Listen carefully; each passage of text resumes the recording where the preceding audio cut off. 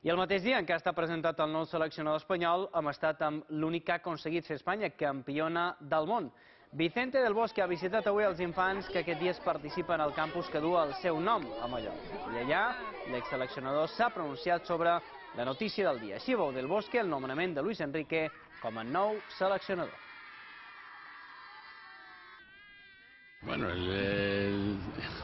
él es un hombre preparado, que tiene buena formación, que está a la altura de los mejores entrenadores españoles y él sabrá lo que tiene que hacer en cada momento, ¿verdad? La selección española no deja de ser representar a tu país y él seguro que viene con la intención de hacer lo mejor posible en todos los sentidos. Es un buen momento para coger la selección española, independientemente de que estos tres últimos grandes campeonatos no hayamos tenido un buen resultado. Els darrers mesos les coses li han sortit ben tortes a la selecció. Com ha vist Vicente del Bosque Espanya al darrer Mundial? Bueno, regular. El combinat nacional no va passar de quarts. Què és el que ha fallat? Antes del Mundial yo creo que todas las expectativas eran muy buenas.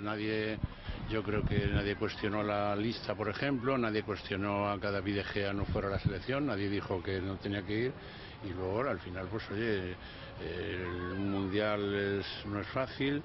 Empezamos jugando muy bien contra Portugal y bueno, si ocurrieron unos hechos que no se debían de haber producido, yo creo que se gestionaron mal en todos los sentidos, pero no creo que no se perjudicara mucho a la selección. Del Bosque es refereix a la destitució de Julen Lopetegui 48 hores per al debut a la competició. Va ser encertada? Pues no lo sé, eso hay que verlo, hay que estar dentro para tener idea clara de lo que sucede y él seguro que lo hizo con la mejor intención. Tot i els moments convulsos que s'han viscut als despatxos, Del Bosque creu que hi ha hagut unió dins el vestidor. Me consta que hay un buen ambiente y que más allá de lo que es la disputa de los intereses de cada uno a nivel de clubs, cuando vienen a la selección hay un ambiente de cordialidad extraordinario. I també ha valorat el pas pel Mundial del mallorquí Marco Asensio. Difícil brillar, diu, quan les coses no van bé. Todos los que están en un equipo que no cumple las expectativas o que no alcanza los objetivos, pues siempre se disminuye su valor. Tot això ja és passat.